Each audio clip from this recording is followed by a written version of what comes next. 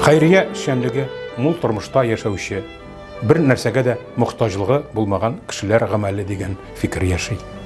Ләкин авыр хәлдә калганнарга еш кына улы йөрәкле, кеше кайгысын үзенекедәй кабул итүче гап-гади кешеләр ярдәм кулы суза.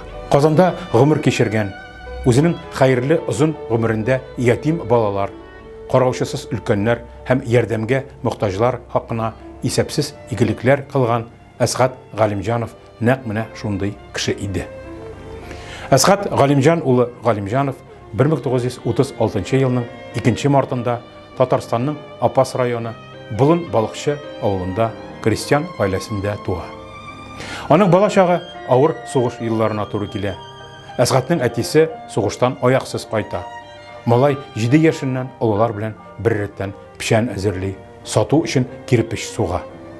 8-нче сыйныфны тәмамлаганнан һәм армия хезмәтен үтеп кайтканнан соң акча эшләү нияте белән Казанга юл тота.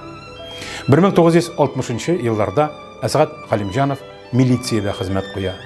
1964 елда шоферлар курсында укып, Казанның Мулланур Вахитов исемендәге химия комбинатында 1978-90 елларда шәһәрнең 110-нчы кибетендә эшли. 1970 еллар ахырыннан Бауман районы азык-түлек сәүдәсе оешмасында йөк ташучы булып урнаша.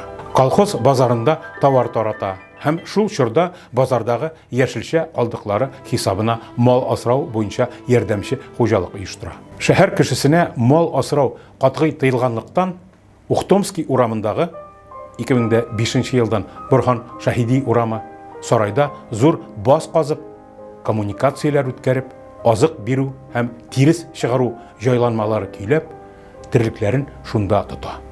Үстерелгән малны дәүләткә тапшыра. Ул шул рәвешле 12 ел буе эшли. Хуҗалыкны тәртиптә һәм чисталыкта тотуы сәбәпле аның фермасы турында 6 ел буе һич кем белми. Әсгать Галимҗанов ит һәм башка продукцияны сатудан алынган акчаның зур өлешен хәйрия максатларына тота. Татарстан, Чувашия, Башкортстан республикаларының һәм Иваново өлкәсенең балалар йортларына, Чернобыль авариясе вакытында зыян күргән берничә картлар йортына, җир тетрәү афатын кичергән Әрмәнстан республикасына, Курск су асты көймәсендә һәлак булганнарның гаиләләренә, туган авылы Болын балыкчыда төзелеп ятучы мәчет төзелешенә һәм ярдәм кирәк башка урыннарга күчерә. Аның бу гамәле бер яктан сокландыра, икенче яктан хәйрияның үзе дә, сүзе дә онтылган заманда яшәүчеләрне гаҗәпкә калдыра. Бик югары урыннарда аңа әллә беркем дә белмәгән берәр яман эшегез булдымы? Нәзир әйткән идегезме әллә? Кебек сораулар да биргәлиләр. Игелек иясенә бу сораулар үзләре гаҗәп тоела.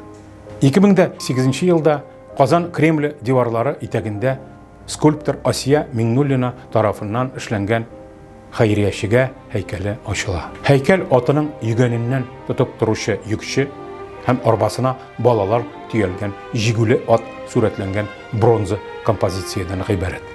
Скульптор йөкче фигурасына Әсгать ага чалымнарын бирә.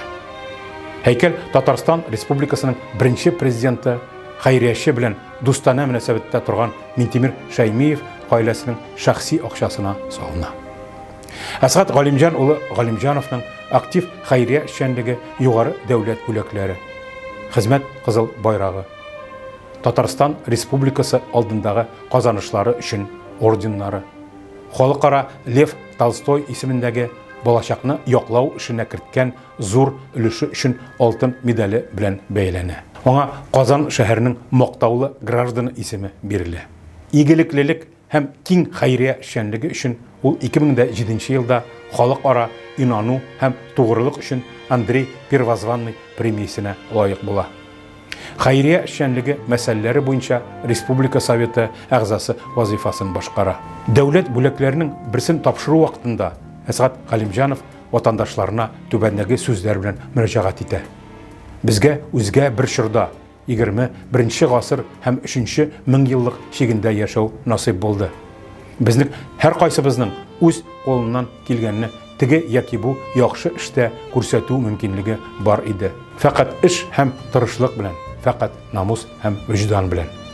Мин хәләл кәсеп белән акча эшләп, тормышымның байтак елларын бәхетле балачактан мәхрүм балаларны кайгыртуга багышлый алдым. Шуңа күрә үземне иң бәхетле кеше дип саныйм. Димәк, тормышым заяга узмаган. Әсгать Галимҗан улы Галимҗанов 2016 елның 3 гыйнварында Казанда вафат була. Казанның Яңа Бистә зиратына җирләнә. 2016 елда хәйриячегә һәйкәле куелган бакчага Әсгать Галимҗанов исеме бирелә. Не надо богатство деньгами, миленький. Пачками денег. Это человек, больной человек. Вот машине это надо каждый месяц. Другой машине надо, другой машине. Это трудно, миленький.